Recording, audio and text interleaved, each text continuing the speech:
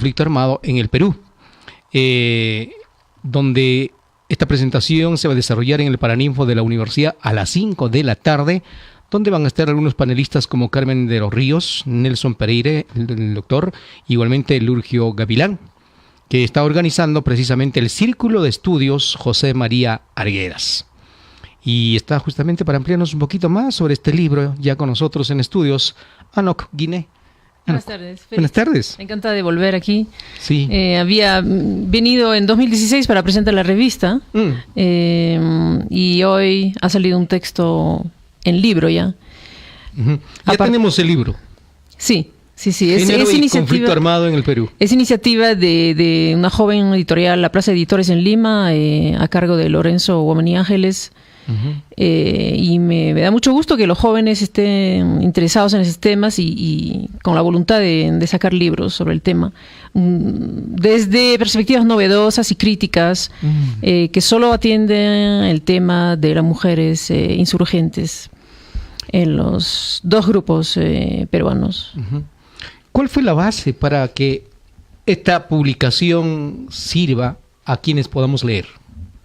¿En qué se basó? Bueno, inicialmente se basó en mi preocupación, en la preocupación de otras investigadoras, en entender por qué una cierta literatura feminista peruana que calificamos de hegemónica ha silenciado totalmente, estigmatizado y dejado de lado en el análisis a las mujeres insurgentes.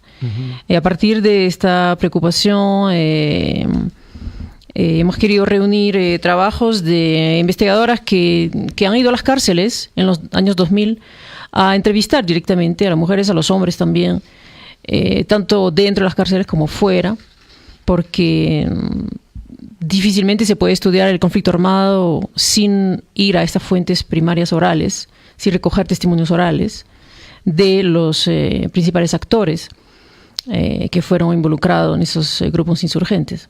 Hay varios actores, suponemos que ellos han conversado, ¿no? Sí. Varios, son 9 capítulos, 9 autores, sí, y hay más, hay mucha más gente que ha ido a las cárceles, que hubiera querido publicar, espero hacerlo en un próximo libro.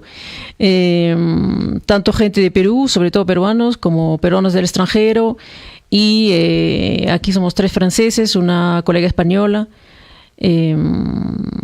Tenemos, ese hilo común, ese eje de haber ido a las fuentes primarias, ¿no? ¿Quién fue Augusta Latorre y el movimiento femenino popular? Bien conocida aquí, creo. Pero muchos no conocen.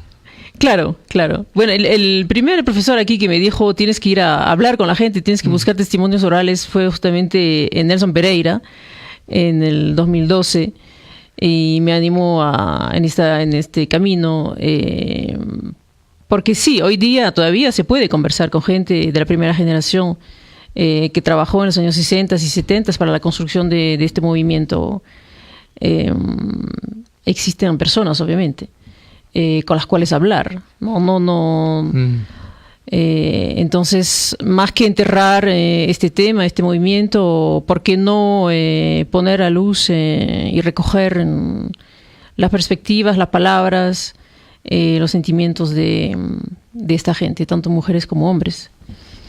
No solamente esto es un conversatorio con las mismas mujeres, sino también al parecer sería algunos trabajos de investigación ya.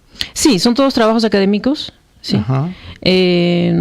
Principalmente universitarias. También yo he querido invitar aquí a publicar a ex prisioneros también, porque tienen cosas que decir, cosas que escribir. Hay mucha gente que todavía tiene que callarse, que no puede publicar lo que quisiera con su propio nombre, y aquí he animado a alguna gente a... Aquí tenemos a Oscar Giponio, por ejemplo, con un texto sobre Edith Lagos, Pérez Huaranca y Jovaldo, desde la literatura, desde lo que era el Frente Cultural del PCPSL. Pero la mayoría son universitarios, sí. Claro. Estoy viendo acá un título, Elena Iparraguirre. Cuando hablamos de Elena Iparraguirre, estamos hablando de esa facción que, bueno, pues para muchos ha dañado el país. Uh-huh. ¿Desde qué lado están tomando, Elena? Yo me había enterado del trabajo de Antonio Zapata, de sus entrevistas con Eleni Paraguirre, de su presentación de este trabajo en Estados Unidos, y no lo había publicado todavía en el 2017, ¿no? A pesar de haberla entrevistado en 2009, 2011. Entonces lo invité a Antonio a publicar aquí con nosotros, tanto en la revista como ahora en el libro. De ahí él sacó su propio libro el año pasado. Sobre este tema. Y aquí tenemos, claro, la perspectiva de Elena, pero también en contrapunto con el posicionamiento político de Antonio, que está muy presente en este texto, obviamente. Uh-huh. Hay un tema acá, las mujeres sobrevivientes a penas de cárcel de más de 15 años por delito político. Uh-huh. Se dice que las cárceles han sido unos lugares donde ellos aún mucho más serían ya adoctrinados. ¿Qué cuentan estas mujeres? ¿Fue eso así? Sí, la autora aquí es Pilar Meneses, que ha entrevistado a mujeres encarceladas y en supuesta libertad. Digo supuesta libertad porque lo que entre comillas se llama la reinserción no es fácil, porque el Estado no está haciendo absolutamente nada para este fin, al contrario, ¿no? Siguen las humillaciones, la persecución, los pagos de reparaciones eternamente, y ellas cuentan el impacto de la cárcel durante el encarcelamiento y después.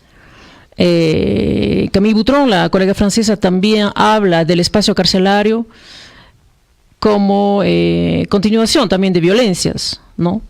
Las violencias se ejercen tanto en la sociedad civil, a nivel privado público, pero también en las cárceles, desde el lado patriarcal, porque el Estado es fundamentalmente patriarcal. Pero las cárceles son también un espacio, obviamente, como usted dice, de construcción política, de cohesión de un grupo. Alguna gente que fue detenida fue formada en las cárceles. Gente que no tuvo el tiempo de formarse políticamente antes de entrar a la lucha armada y que recién descubre una formación política en las cárceles. Eso ha sido también. Género y conflicto armado en el Perú. Es el libro que se va a presentar esta tarde. Tenemos una llamada telefónica. Estamos con Anok Guinée. Buenas tardes. Buenas tardes, te habla Mario Canales. Ingeniero, te escuchamos. Para dar una opinión acerca de lo que estoy escuchando. Uh-huh. Los problemas que tuvimos por los años 80, que no fueron por partidos políticos, sino fueron netamente hechos por terroristas, y yo creo que la persona que está opinando no es de nuestra nacionalidad, no ha vivido lo que nosotros hemos vivido, no conoce nuestra realidad, y eso exponer a los estudiantes, yo creo que lo que están haciendo ellos es una apología al terrorismo, y eso pues no podemos permitir nosotros los ayacuchanos ni los peruanos. Si la señora es de otro país, que vea pues los problemas de su país, porque nosotros estamos tratando de solucionar y hemos visto los problemas que han ocasionado pues estos movimientos por los años 80. Esa sería mi opinión. Muy bien, pero tenemos a Maritza Felices, una ayacuchana al parecer, que también habla en esta investigación. ¿Qué podemos decir? Sí, bueno, para empezar, la mayoría de los autores son peruanos. Maritza Felices Luna, que ha coordinado el libro conmigo, Oscar Gibonio, Pilar Meneses, Antonio Zapata, María Luisa Dietrich, la mayoría son peruanos, y aquí no estamos haciendo absolutamente ninguna apología, no es para nada nuestra intención. Obviamente es un grupo que cometió actos terroristas, ¿no? Del todo condenables. Pero al escuchar esas perspectivas, obviamente volvemos a la necesaria diferencia entre lo que se llama violencia revolucionaria, entre comillas, y violencia de Estado, porque seres humanos no se alzan en armas si no hay previamente violencia de Estado, ¿no? Personalmente, bueno, nosotros creemos que no ha habido ninguna guerra. Bueno, si eso no se llama guerra, no sé cómo se le puede llamar. Claro, eran gente que no sabíamos con quién conversábamos. Y no fue solo el caso del Perú, fue el caso de varios países de América Latina y a nivel internacional, porque el libro trabaja desde los años 60. Yo creo que son narraciones que, bueno, habría que escucharlos, ¿no? Muy buenas tardes. Le escucha buenas tardes. Ano Guiné. Aló, buenas tardes. Sí, buenas tardes. Sí, sería opinar justamente, escuchando ahí la entrevistada, es necesario justamente tratar estos temas de lo que ha pasado en el país, el conflicto armado interno, que hay muchas posiciones para poder analizar esta situación. Sí. No debería justamente cerrarse pues en una posición nada más que impone el Estado, en el cual plantea que ese conflicto armado interno pues ha sido actos terroristas y que ahora eso sirve justamente para perseguir a los luchadores sociales y justamente encarcelar a todos los que discrepan del planteamiento que pone el Estado, de una vez solamente de ellos. Entonces, lo que hacerse es debatir sobre el tema, no conocer, escuchar ambas partes para que justamente el pueblo saque sus conclusiones y no se deje llevar tal vez por posiciones que pues condenan la lucha social.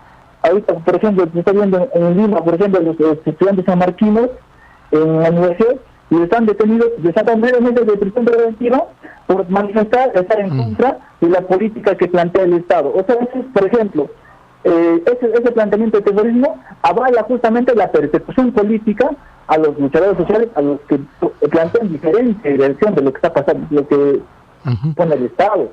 Entonces debería ampliarse el debate y no cerrarse en decir, no, solamente ha sido terrorismo. A ver, analicemos y veamos en qué condiciones sociales se ha iniciado este proceso. A ver, ¿y por qué, por ejemplo, ha crecido tanto ese conflicto? ¿O es que había necesidad del pueblo justamente de levantarse contra ese Estado que estaba oprimiendo? ¿Por qué no hacernos esas preguntas y que el pueblo saque sus conclusiones? No plantear cuestiones sin analizar tal vez algunas cosas. Yo creo que ese debate debe ser ampliamente discutido por todos los sectores sociales para que así se llegue a la verdad, como se ha planteado en esta Comisión de la Verdad y Reconciliación. Al final y al cabo, pues hasta ahora no hay reconciliación. ¿Dónde está el pueblo? Sigue olvidado, las zonas que han sido afectadas. ¿Dónde está la reparación que ha habido? No hay de ninguna manera. Entonces, ¿quién viene implementando todo eso? Este Estado opresor, policíaco, que el día de hoy justamente sigue persiguiendo el Estado social, sigue creando faltas de juicio. Y eso debemos rechazar como parte del pueblo. Gracias.